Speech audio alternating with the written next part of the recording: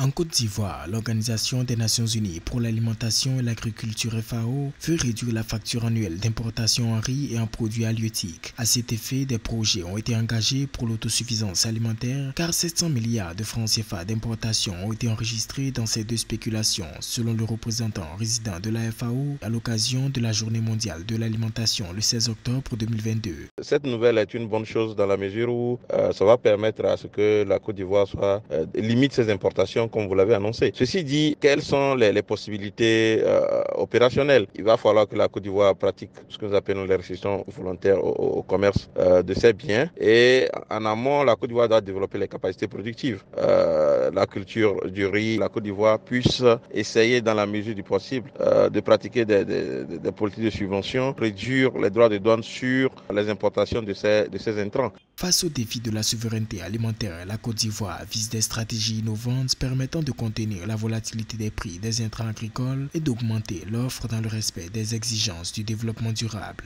L'État devrait accroître dans ce sens l'investissement dans le secteur agricole, même si on sait qu'il y a des conventions régionales et continentales visant à accroître les investissements des secteurs agricoles. Il va de soi que ces pays africains puissent avoir des mécanismes endogènes de financement pour qu'in fine l'agriculture soit le secteur qui porte la croissance sur le continent africain.